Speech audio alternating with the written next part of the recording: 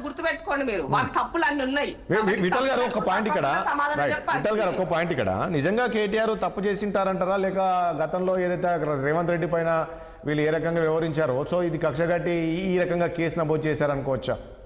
ఇప్పుడు నేను మీకు ఎగ్జాంపుల్ గా ఇంతసేపు ఇన్ని మీకు కొన్ని వివరాలు ఇచ్చిన ఒక కంపెనీకి సంబంధించిన క్లోజ్ చేస్తా. ఒక మాట ఇవన్నీ చెప్పా నేను సంబంధించినటువంటి ఇంటర్లింక్ చేయండి. వాటికి ఇంటర్లింక్ చేసినప్పుడు మీకే తెలిసిపోతుంది కదా, మనం చెప్పాల్సిన అవసరమే లేదు.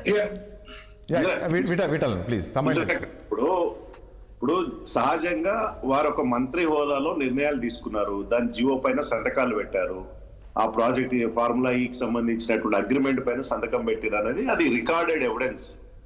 సబ్సిక్వెంట్ గా జరిగింది అధికారులు 50 కోట్ల రూపాయలు ఎన్నికల కోడ్ ఆఫ్ కండక్ట్ ఉన్నప్పుడు వాళ్ళ అమౌంట్ ట్రాన్స్ఫర్ చేయడం, ట్రాన్స్ఫర్ కూడా ఆర్బీఐ పర్మిషన్ లేకుండా ట్రాన్స్ఫర్ చేయడం అనేది ఇంకొక అంశం వెలుగులోకి వస్తుంది. హెచ్ఎండి అందులో అగ్రిమెంట్ లో భాగం కాదని, అప్పుడు అగ్రిమెంట్ లో మున్సిపల్ డిపార్ట్మెంట్ భాగమైనప్పుడు హెచ్ఎండి ఎందుకు పేమెంట్ ఇవన్నీ కూడా మల్టిపుల్ అనుమానాలు ఉన్నాయి.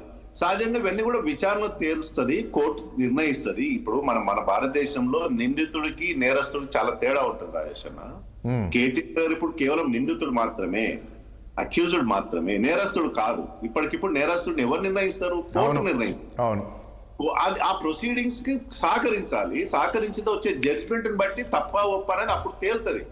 సో ఇప్పుడు జరుగుతున్నటువంటి తతంగం అంతా న్యాయ పరిధిలో ఉన్నటువంటి అంశం. న్యాయ వ్యవస్థ చూసుకుంటది, పోలీస్ డిపార్ట్మెంట్, న్యాయ వ్యవస్థ అది జరుగుతూ ఉంటది. నేనేమంటే ఇందిరాకి నేను రిక్వెస్ట్ చేసేది ఏంటంటే ఈ పాలిటిక్స్ ఇట్లా జరుగుతూనే ఉంటాయి. But at the same time ప్రజలకు ఇచ్చినటువంటి హామీని 6 గ్యారంటీలు వల్ల ప్రజలు ఎదురు చూస్తా ఉన్నారు. రైతు భరోసా గురించి అడుగుతా ఉన్నారు ప్రజలు. మీరు రైతు ఏదైతే రుణమాఫీ చేశారో అది డైరెక్ట్ బ్యాంక్ ఖాతాలకు పోయింది తప్ప ప్రజలకు రాలేదు. 2 దఫాల పెండింగ్ అమౌంట్ ఉంది. రైతులు ఇవాళ ఈ రైతు బంధు అమౌంట్ రాకపోయేసరికి మళ్ళీ మిత్రుల కోసం సాహుకారుల దగ్గరికి వెళ్తున్నారు, ఇబ్బందులు ఉన్నారు. కాబట్టి రైతు బంధు వేయాలనేది, రైతు భరోసా మీరు పెంచి వేయాలన్నది ప్రజల డిమాండ్. దానిపైన దృష్టి పెట్టాల్సిన అవసరం ఉంది.